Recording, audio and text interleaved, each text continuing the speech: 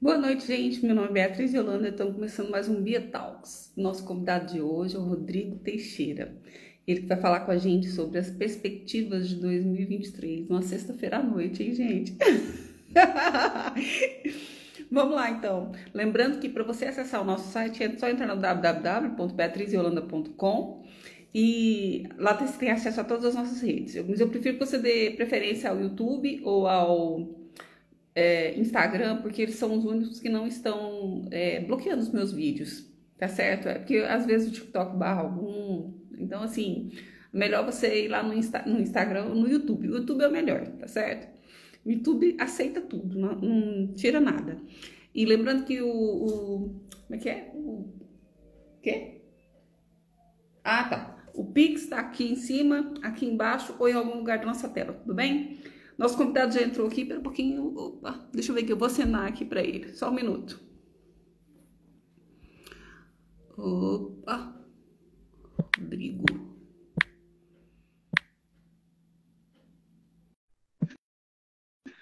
Convidei agora, vamos ver se nosso convidado aceita aqui, que ele vai.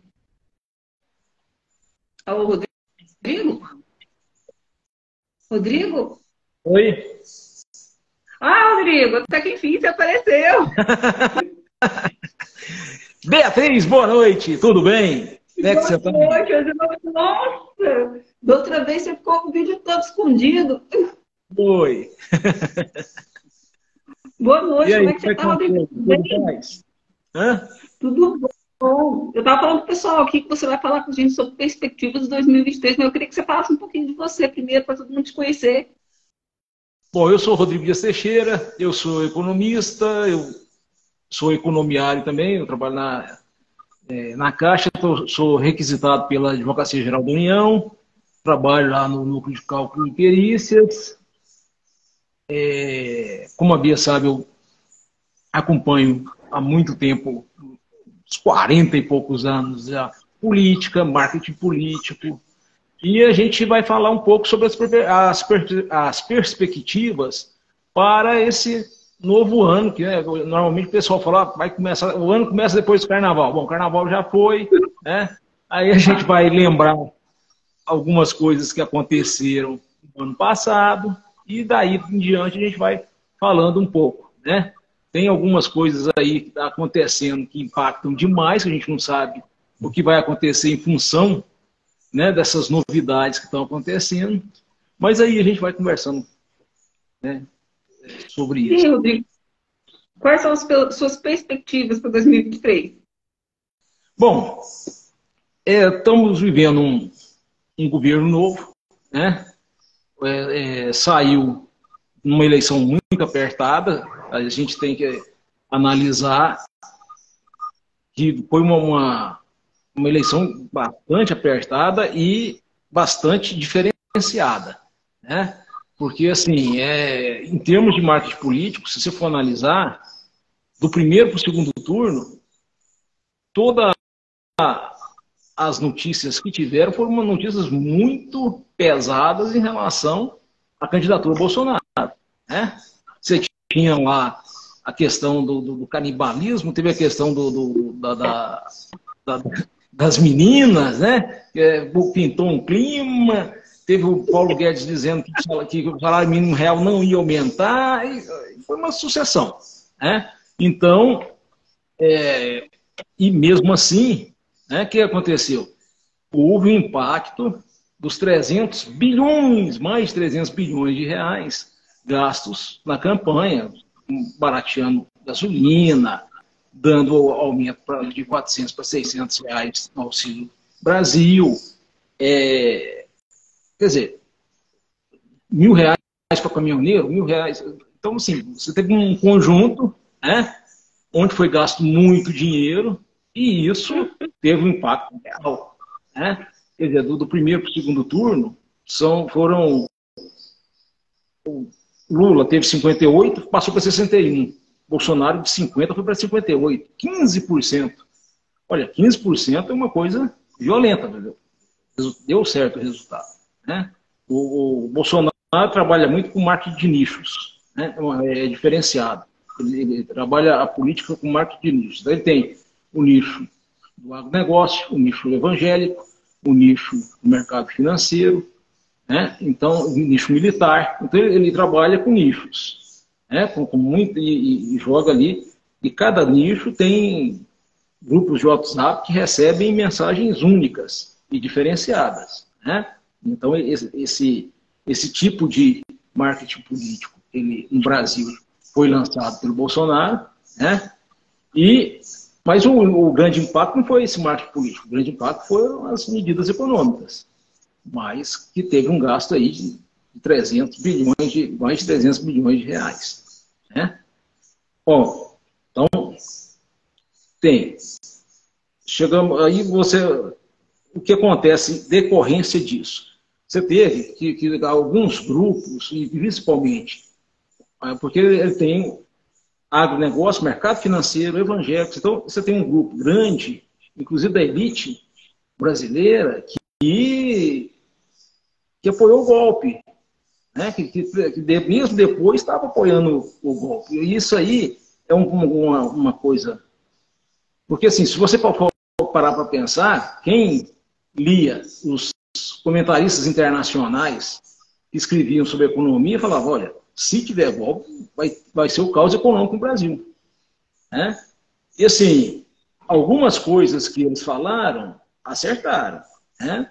Então, por exemplo, lá atrás falaram, olha, o Brasil precisa parar de bater na China, a China vai parar de comprar carne do Brasil e vai por um bom tempo agora, ainda em 2022, e se o Bolsonaro ganhar em 2023, o prazo será maior ainda, né? Quer dizer, mas essa informação da esquerda, não, revistas da direita falando, porque o problema é que o impacto do meio ambiente é muito grande na economia mundial, né? Então, isso aí é uma coisa que é realidade. O meio ambiente, para o mundo, ele é fundamental, ele tem um peso gigantesco, né? E tinha sanções. Tanto é que aqui mesmo, outro dia eu estava lendo o Popular, menos de um mês atrás, dizendo da dificuldade de exportação do agro brasileiro em função de sanções interpostas pela União Europeia, já ainda do governo Bolsonaro. Então, quer dizer, o que eu falo seria um tiro no pé, mas mesmo assim, por quê? Porque como tivemos um problema, que é o seguinte, o brasileiro está lendo menos, né? Por quê? Porque antes, você se informava ali, principalmente com quem? Com seus amigos, tá? Então, primeiro veio a pandemia, depois o home office, que foi várias pessoas trabalhando em home office. Então, o que acontece? Aquele contato diário, onde você discutia assuntos, e a pessoa falava, olha, você viu esse artigo em tal lugar? Ah, não vi e tal, mas você ia atrás, tentava ver e tal. Isso acabou muito, né? E isso aí, quer dizer, junto, o que aconteceu? As pessoas se informando muito pelas redes sociais, né? Então, assim, isso foi um fato que a gente... Aí você fala, Rodrigo, qual pesquisa que fala isso? Não, eu não tenho pesquisa, eu tenho o meu instinto que eu vejo que isso está acontecendo, né? Pessoas que eu vi que a gente comenta com amigos, e aí, você está lendo muito? Fala, nossa, Rodrigo, cara, eu preciso voltar a ler e tal, porque, e assim, pessoas que leem muito e frequentemente já não estão lendo, e gente que lia pouco está lendo quase nada, né? Então, por quê? E as redes sociais ocupam muito o tempo, né? Da pessoa, muita mensagem recebida e tal. Então, a informação vem muito em função das redes sociais hoje, né? Então, nós tivemos isso, tivemos... Hã? Muita fake news. Não entendi. Muita fake news. Muitas fake news, sem dúvida, né? Muita fake news. Então, assim, bom, então você tinha um ambiente aí, junto, você tem uma mídia, eu diria excessivamente atrelada ao mercado financeiro, né? Quer dizer, vamos lá, quando teve a PEC de transição do Lula, 179 bilhões. Gente, 179 bilhões é dinheiro demais. Beatriz, é muito dinheiro, né? Mesmo para um ano inteiro, é muito dinheiro, né? Tanto que chamaram de PEC da gastança. Bom, o problema é que o orçamento estava zerado, né? O orçamento, a gente tinha a universidade pública que já em 2022 sem dinheiro para papel higiênico, né? A saúde totalmente, né? Assim, então, assim, Bolsa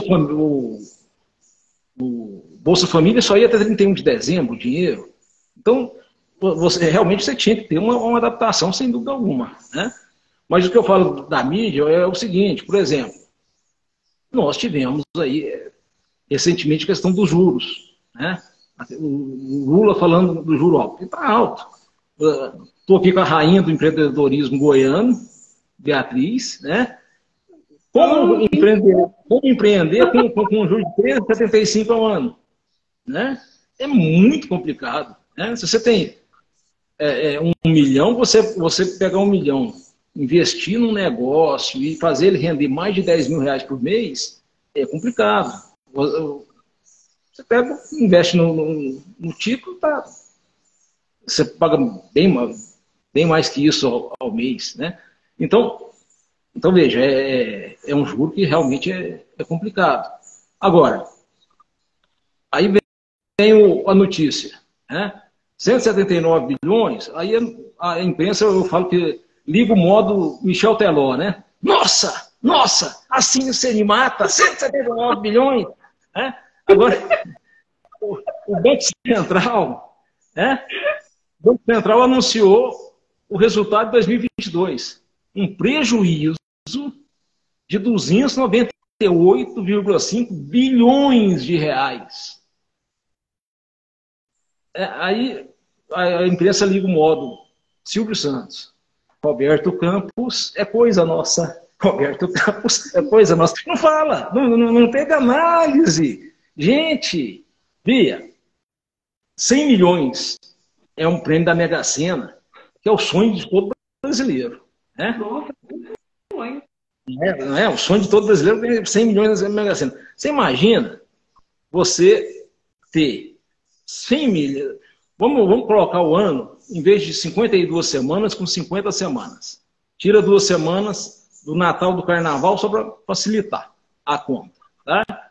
Então, se você tem 100 milhões de reais, por exemplo, eu tenho menos de 59 anos. Se você pegar durante 59 anos, toda semana, 100 milhões de reais, então vamos supor, 100 milhões de reais durante... Porque 100 milhões de reais, em 50 semanas, são 5 bilhões. Em 50 anos, 250 bilhões. Em 9 anos, 45. 250 com 45, 295 bilhões. É menos do que o prejuízo do Banco Central. É dinheiro demais. É dinheiro demais. Se você pegar o Banco Central trabalha dia útil, mais de 1 bilhão e 200 de prejuízo por dia útil.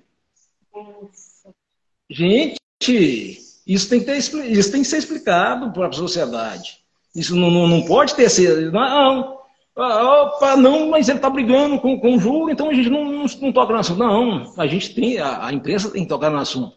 Né? E é incrível que eu vejo que, por exemplo, não se vê esse assunto nem na esquerda, nem na direita, nem no centro, em lugar nenhum. Porque o assunto não é discutido.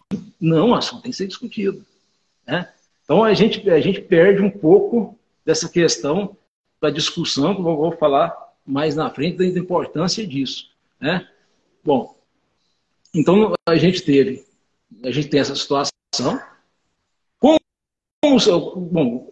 vamos lá, o governo Lula combate a fome, é o que eu falo, combate a fome é aquilo que faz um país mudar de patamar, tá certo? O país muda de patamar. Se você tem um país sem fome, você mudou o patamar do país. Se você tem um país gigantesco como o Brasil sem fome, eu participei do COEP por muitos anos, que era a instituição do Betim, no combate à fome e à miséria, como representante da Caixa, depois como representante da AGU. Então, assim, você ter um país sem fome é um é um diferencial muito grande para o país. Né? Você melhora o IDH, você melhora uma situação todinha do país. Bom, então, está no caminho certo? Desse ponto está. Né? Agora, o que virá pela frente vai depender dessa âncora cambial que o Haddad está estudando e ver o que vai ser feito. Né? Quer dizer, nós tivemos aí, se você pegar os 300 bilhões que foram gastos na campanha do Bolsonaro, 179 bilhões no orçamento desse ano a mais. 298,5 bilhões de prejuízo do Banco Central. Né? E se você pegar aqui, se você lembrar que lá na pandemia, por exemplo, nós tivemos 1,2 trilhão de reais que foi repassado aos bancos para empréstimo, que não foi feito empréstimo, e depois um parlamentar do PT, olha só, hein? Parlamentar do PT, fez uma lei para que o governo remunerasse o dinheiro que estivesse com os bancos e fosse devolvido para o Brasil. Você, quer dizer, você tem muita coisa para... você tem muita coisa a ser feita. Né? Como vai ser feito vai depender dessa âncora fiscal. Né? E, além disso, a gente vive num mundo completamente diferenciado. Né? Quer dizer, nós estamos vivendo uma época do capitalismo bem diferenciada. Se você pegar, desde do começo, né, ali do final do século XXI, quando a gente sai do esquema de capitalismo, dinheiro gera mercadoria, mercadoria gera dinheiro, né? Que era da industrialização, do meu tempo. Antônio Hermínio de Moraes era um grande ídolo nacional, tal, né? Então você tinha essa economia. Dinheiro gera mercadoria, gera dinheiro. Então tinha as indústrias, tinha... Isso foi aos poucos, foi sumindo e entrou, né, o novo capitalismo. Capitalismo financeiro. Dinheiro gera dinheiro. São as bolsas, né? Aplicativo, derivativo, ação. Tem N formas aí de você fazer dinheiro gerar dinheiro. Né? Então, no mercado financeiro. Então, mudou o patamar. Né? Foi um novo capitalismo que tem. Agora, nós tivemos também, você pegar a guerra Rússia-Ucrânia, ela modifica totalmente o capitalismo. Né? Porque, assim, a guerra Rússia-Ucrânia, ela abala pilares do capitalismo. Né? O capitalismo, propriedade privada. Um pilar do capitalismo é a propriedade privada. O que é seu e ninguém tasca. Né? Quer dizer, outro é confiança. Como é que você vai comprar milhões de uma pessoa que você não confia? Difícil, né? Você vai comprar uma joia de alguém que você não confia, isso a nível de pessoa, agora a nível de países, de empresas, eles vão investir num país que eles não confiam, não vão. Né? Então, foi abalada a confiança. A propriedade privada que eu falo a Rússia tinha títulos em vários bancos centrais do país, era dinheiro da Rússia. Né? E aí, é o que eu falo, entrou o modo Raul, né? Foi lá, vai pegar, tá bloqueado. Tá bloqueado. Não é meu, eu preciso desse dinheiro. Não, tá bloqueado. Tá bloqueado. Quer dizer, isso aí modifica completamente a relação. Né? Então, você tem a questão da confiança e você tem a questão da otimização do lucro. Então, quando você tem uma economia... Quer dizer, durante anos e anos, aí, nós tivemos a desindustrialização do mundo e a industrialização da China. Né? A China com mão de obra barata, concentrando a indústria e países do resto do mundo perdendo. O Brasil teve, né? A gente teve uma desindustrialização violenta. Então, o que acontece? Só que com a guerra Rússia-Ucrânia, muda isso aí, por quê? Porque a China tem a questão de Taiwan. Né? Aí o pessoal fala assim, teve lá a vice-presidente democrata que visitou Taiwan, eles falaram, nossa, uma gafe diplomática. Não, gente, Diplomacia é tudo muito bem pensado. Biden avisou a China 2 vezes, né? Olha, se invadir Taiwan, vai ter vai ter sanção pior ainda do que a Rússia teve, né? Gente, a Rússia tem a China tem uma reserva de 3 trilhões e 200 bilhões de dólares. Bia, se 300 bilhões é mais de 59 anos ganhando 100 milhões toda semana, você imagina 10 vezes mais em dólar. Essa é a montanha de dinheiro. Essa é a montanha de dinheiro que a China tem. Não é à toa que quem acompanha um pouco da economia chinesa, órbita espacial, trem-bala à vontade, assim, muito trem-bala. Ela chegou no lado escuro da Lua, não só foi a Lua, como chegou no lado escuro da Lua. Ela quer explorar Hélio 3, que é um elemento que pode revolucionar a indústria mundial. Então, quer dizer, e esse dinheiro? Porque é um jogo de xadrez, porque você pode falar assim, bom, se a China tirar centenas de bilhões de dólares da economia americana, quebra tudo. Sim, né? Só que quem quebra? As empresas que estão produzindo na China. Porque as empresas que estão lá produzindo, as indústrias que estão na China, elas têm ação em Wall Street. Então, né? Ao mesmo tempo, você tem os Estados Unidos querendo a inteligência dizendo, olha, não, a pessoa da segurança nacional, não podemos ter mais essa política de fornecedor único. A gente não pode comprar. Tem produtos que só a China fabrica, ou a China fabrica 80% ou 90% daquele produto. Não, isso aí não pode ser. A gente vai ter que. Isso vai, mas como? Você vai fabricar onde? Em qual país? Qual país tem mão de obra? Quer dizer, a industrialização, ela traz um reflexo direto na educação. Né?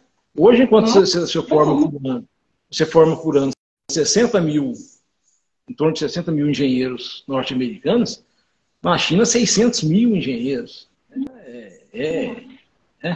Então, assim, aí você tem um processo de desdolarização, né, que a China está fazendo. Né? Quer dizer, tentando que o dólar não seja mais a moeda referência do mundo. Né? O Lula até acenou com a questão na Argentina, de, não vamos usar o dólar. Né? Então é uma coisa, isso aí tem impacto. Agora, além disso, a gente não pode esquecer, é o que eu falo, aí tem um fato novo. O fato novo é complicado, né, amigo? Porque o que aconteceu quando quebrou o banco? Da vez passada, a maior crise, a última grande crise que nós tivemos. Né? Agora quebraram 2 bancos virtuais nos Estados Unidos, o Credit Suisse já teve aporte. Qual é o tamanho da crise? A gente não sabe. Né? Vamos aguardar e ver o que vai dar. Mas, assim, é uma situação que pode causar uma crise gigantesca. Né? Você imagina a crise que teve. Aqui nós temos o Nubank, né, que teve aí uma diretora que vendeu milhões de ação há pouco tempo. Aí você tem a questão da Americanas, da Ambev. Né? Quer dizer, isso pode perder credibilidade. Né? Para bancos virtuais perder credibilidade. É uma questão muito delicada que a gente não sabe como isso vai afetar o Brasil, como isso vai afetar o mundo. Né? A gente não tem muita... A gente tem que ver o tempo, dá tempo. Quer dizer, foi essa semana. Agora a gente tem que esperar para ver o que vem por aí. Né? Que pode não ser uma coisa boa, pode ser, pelo contrário, pode ser coisa muito ruim, né, Bia? Então é complicado. E como é que você acha que vai sair agora esse novo governo? Você acha que a gasolina vai baixar? Vai continuar o mesmo preço? Como é que vão ficar as coisas agora? É bom, a gasolina não deve voltar né, no patamar dos R$ 8 que estava. Né? A gente está aqui no patamar de 7,80, 8 e pouco aqui em Goiânia. É, é, é, né? Nesse valor, eu acredito que não vai voltar, mas assim. Deus te ouça. Tem que ver a medida provisória da taxação da exportação de petróleo vai passar? Tudo indica que não. Né? E vai depender muito. O problema é o seguinte: quando você pensa na questão da âncora fiscal, ela é base para os 3 próximos anos do governo Lula. Esse ano, você já teve uma melhora, você teve 179 bilhões. Né? Então, você teve ali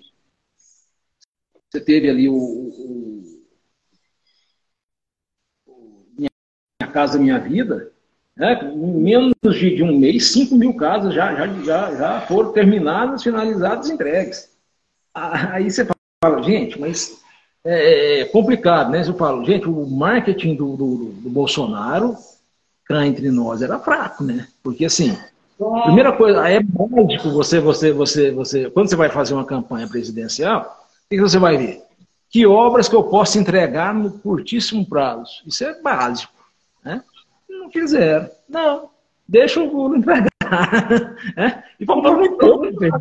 Perdeu a eleição foi ele mesmo. O Lula não ganhou dele, ele perdeu. Porque nunca vi desse jeito. Quer dizer, outra coisa, a questão, né? Porque assim, como ele trabalha com nichos, quando teve a questão do absorvente feminino, que o Congresso do absorvente feminino, eu falei, bom, agora o Bolsonaro tem a chance de ouro. Né? Com certeza a equipe de marketing vai chegar e falar para ele, olha, encampa, triplica o valor, que era menos de 200 milhões, e vamos distribuir isso para o Brasil inteiro e vai ser a grande marca sua e referência mundial. Não, o contrário. Bateu, né? Quer dizer, então você fala, como assim? Teve a chance, mas passou. Né? Então, meu Deus, isso é uma campanha tão bonita, né? Tipo assim, tanta gente que realmente não vai para a escola porque não tem absorvente. Você na televisão, adolescentes, pessoas né,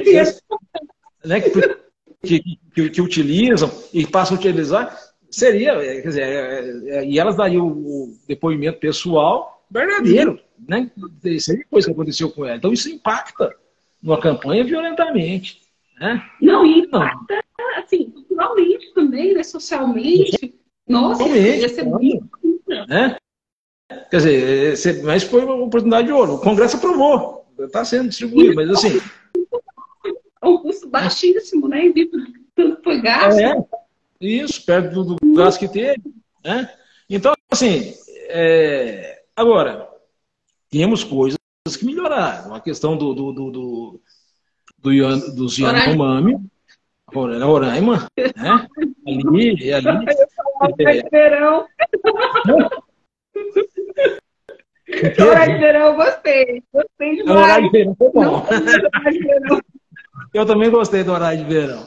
Mas, assim, aí o que eu queria falar. O problema é o seguinte, agora a gente tem que...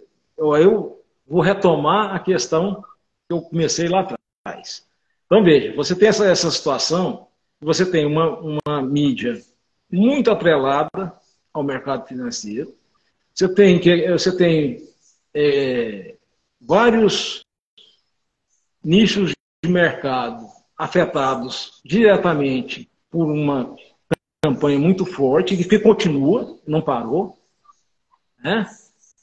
Mas, gente, o Brasil tem que parar de discutir se menino veste azul e menina veste rosa, porque o mundo está acontecendo. O mundo, né? Não dá para você ficar no modo Zeca Pagodinho, deixa a vida me levar, vida leva eu. Não, você tem que... Quer dizer, o grande problema é o seguinte, o grande centro Se você lembrar, você vai ver que na época da globalização, logo no começo da globalização, esse assunto era extremamente discutido, né? A sociedade brasileira viveu a questão da qualidade, da gerência de processos, né? Várias discussões, seminários. Isso estava em todas as empresas, como vai ser feito, como vai ser a ISO 9000 e tal. Você tinha toda uma série de coisas, de série de discussões que eram irradiadas ali saía da área de educação, ciência e tecnologia e irradiava para a sociedade. E aquilo ali era discutido, era debatido,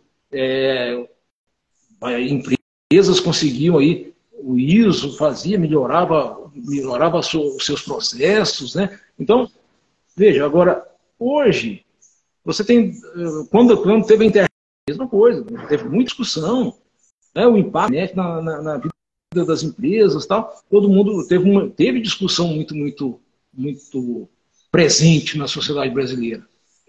E hoje você está vendo aí o Brasil, porque, veja, ao sair Bolsonaro, a gente saiu de uma situação. O Brasil estava como um pária internacional. O que é pária? Pária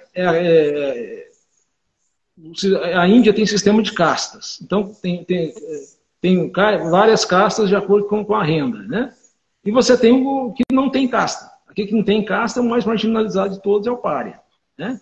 Então, quando o pessoal fala, o Brasil virou pária internacional, é porque o Brasil estava completamente isolado internacionalmente, né? O acordo Mercosul-União Europeia subiu no telhado. O OCDE subiu no telhado. Você estava... Agora mudou, a coisa agora deu uma mudança grande. Agora o Brasil voltou a ser um player, né? Então você tem, de um lado, a China querendo fortalecer o BRICS, Brasil, Rússia, Índia, África do Sul. Ele tem um interesse muito grande em fortalecer, né? Do outro lado, você tem ali a União Europeia precisando de uma oxigenada na economia, que a parceria com o Mercosul seria interessante, e essa parceria desce do telhado. É complexo, é extremamente complexo. Não acredito que no curto prazo se dê, mas desceu do telhado e a sociedade brasileira tinha que estar discutindo qual é o melhor. Não só a sociedade, o próprio governo, né? O Itamaraty, as Forças Armadas, né? É a nova geopolítica mundial, né? Quando eu vejo um general falar que temos que combater o comunismo, eu falo, meu Deus, isso é 40 anos atrás, lá no Golbery. Hoje, a realidade do mundo é essa. Para onde o Brasil vai? Nós vamos com o BRICS, os Estados Unidos não vai ficar de fora, né? Quer dizer, veja, você tem o BRICS com China num ponto, você tem a União Europeia, e os Estados Unidos está fora, mas ele vai precisar. Ele é um parceiro importante. O Brasil é um parceiro importante para os Estados Unidos é um parceiro importante para o Brasil. Então, o Brasil ganha uma dimensão, né, na política externa grande, né? E agora, isso aí precisa ser discutido. Isso aí é complicado, porque, veja, você teve, na parte da ciência e tecnologia, bolsas sendo cortadas, atrasadas, bolsa de mestrado, doutorado, diria sucateamento, mas as universidades enfrentando problemas seríssimos, gravíssimos, né, de falta de verba, né? Então, quer dizer, e é de onde irradia a discussão. A discussão sai de lá. Esse é o centro irradiador. Então, você tem que restabelecer primeiro, né, isso aí, as universidades funcionarem minimamente, mas você tem que dar o passo seguinte, você tem que começar a discutir como vai ser a inserção do Brasil no mercado internacional, como isso vai se dar, né? Aí nós tivemos, assim como a educação com 179 vai melhorar, a saúde também deve melhorar, né? A saúde foi tá ruim, a né? saúde não, no ano passado. Oi? Ainda mais que no começo do governo não deu vacina para ninguém, aquilo ali ficou meio bagunçado, aí só no finalzinho mesmo é que realmente, assim, o pessoal tomou consciência e tal, mas agora eu queria saber como é que vai ficar. A questão da saúde, eu encontrei, eu trabalhei muito tempo no prédio do Ministério da Saúde. Aí eu encontrei um Ah, amigo que trabalhava no Ministério da Saúde. Aí e eu tinha lá na AGU, eu conheci uma senhora que a mãe dela precisava de remédio raro. Então, e não tava vindo, não estava chegando. Né? Aí, quando eu encontrei com ele, eu falei, puta, como é que está essa questão dos remédios raros? Porque ela está me falando que está atrasada há muitos meses, e é uma coisa que a mãe precisa demais, a mãe pode falecer a qualquer momento. Qual que é a perspectiva? Ele falou assim, Rodrigo, estão falando que já chegou, mas não está sendo distribuído. E olha, vou contar para você. O eu pessoal, precisei de remédio, o eu precisei pessoal, de do, remédio do, do- na o pessoal República, e não, que cuida da área. Oi? eu precisei de remédio que só pegava na rede pública. E eu precisava de 2 remédios. Aí eu fui na rede pública, só consegui um. Aí fui esperar o outro, eu esperei quase 2 meses por esse remédio, porque estava em falta, não fabricava. Aí eu falei, gente, mas não tem na rede privada? Não tem não, só vai na rede pública. Eu falei, gente do céu. Você vê, É isso. eu fiquei não é porque eu não tinha dinheiro para pagar, não é porque assim, não tinha como comprar, é porque não tinha mesmo. Só tinha na Não rede tinha. pública e não tinha. Nossa!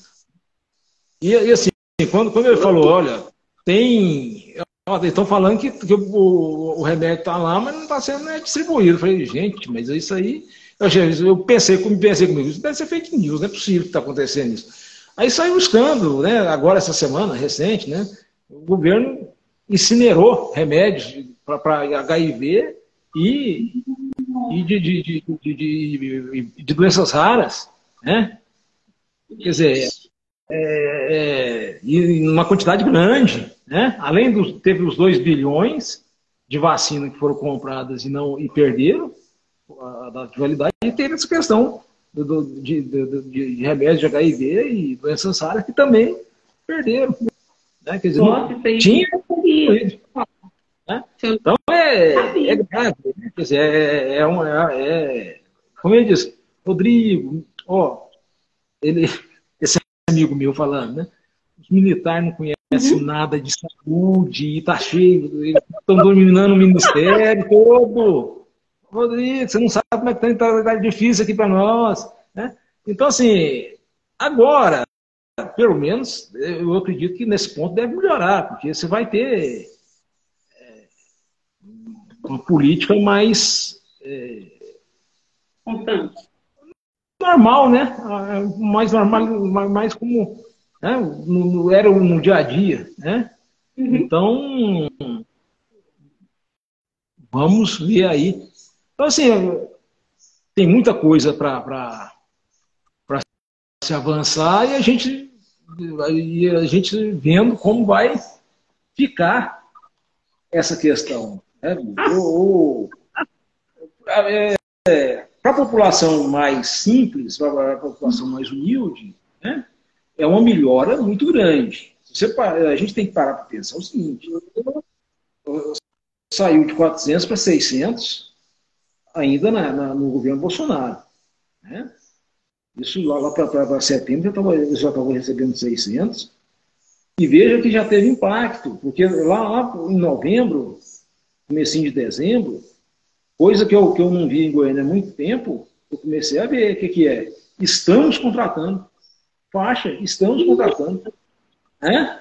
Você passa num lugar e está lá, estamos contratando. Por quê? Porque aumentou a venda, precisa ter gente naturalmente. Né? Então você contrata mais, e isso aí vai gerar mais. Né?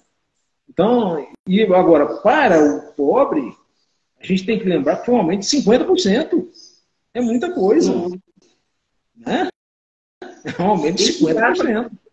E lembrar também que nós não somos ricos, tá? Rico é só quem tem 1 bilhão, 3 bilhões para cima.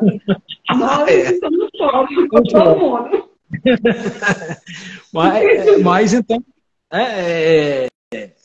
melhorou, vai melhorar para esse pessoal. Está melhorando. Está melhorando, sem dúvida. Isso aí não tem como. E existe uma grande possibilidade de realmente o Lula conseguir acabar com a fome. Muda o patamar. Agora, temos um problema sério também, né? Que é a falta de mão de obra qualificada no Brasil. Né? Porque o que acontece? Nós temos 50 milhões de brasileiros que são analfabetos funcionais. Esses estão fora. Esse está fora. Ele não consegue emprego. Né?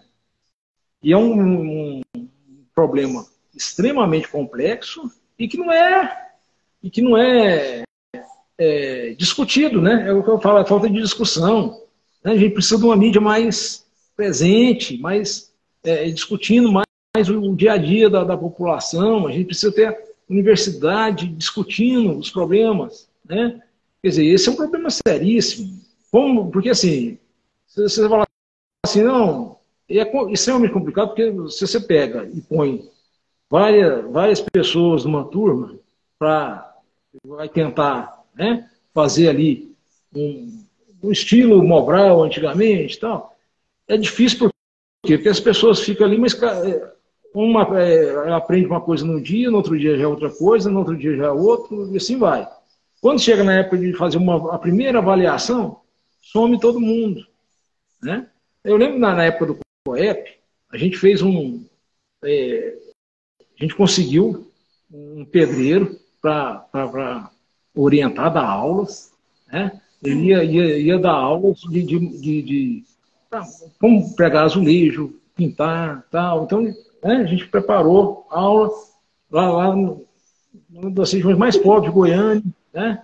Aí chegamos, cadê falou, nossa, vai ser um sucesso, né? Chegou, cadê os inscritos? Não tinha inscrito. Falamos, não, tá errado. Vamos verificar isso. O que está acontecendo? Aí a gente foi ver o que estava acontecendo. O cara falava, não vou não, porque eu vou bombar, eu não passo não. Né? Quer dizer, esse era, tipo assim, não, eu não vou fazer um curso porque eu não dou conta de passar. Então, é complicado. Quer dizer, aí você pode falar assim, não, hoje você tem, todo mundo tem celular. Verdade. Celular né? Todo mundo tem celular. Você poderia fazer a melhor aula do Brasil com o melhor professor de português, de matemática, né? E o cara poderia ali entrar e ver aquela aula quantas vezes fosse necessário, até aprender. Né? E fazer algum exercício e tal. Então você fala, bom, nossa, você pode fazer isso. Eu lembro do caso do motorista, né? Trabalhou lá na GU, o que ele fazia? Ele conseguiu, na época, em vídeo, em DVD, as aulas do telecurso primeiro e segundo grau. Ele tinha num colégio, ele copiou, foi. O que ele fez? Ele viajava e ficava, às vezes, ia levar um advogado para determinada audiência, e a audiência passava o dia todo. E ele ficava lá esperando. Né? Ele fazia viagem, chegava cedo e viajava de tarde. Nesse período, ele ficava assistindo. Ele comprou um DVD para dele, colocou no carro, o dinheiro dele e tal. Depois começou a assistir. Pouco tempo depois, ele passou num concurso de nível médio da Justiça. Nossa! De 4 vezes maior do que ele ganhava. Né?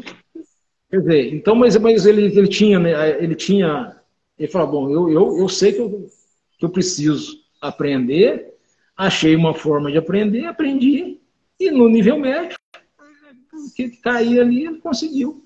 Né? Então, veja, agora, o problema o que é? O que você... Porque o pessoal gosta de falar, por que tem tanta matéria? Né? Porque a gente aprende coisa que nunca mais vai usar e tá, né? Sim, mas na escola, né? qual que é o fundamental da escola? É você aprender a aprender. Esse é o grande salto. Você tem que aprender a aprender. Né? E aprender a aprender convivendo com pessoas. Porque o problema disso aí, você fala, você pode ter e pode melhorar aí muita gente que tem deficiência com isso. Pode, mas você tem problema.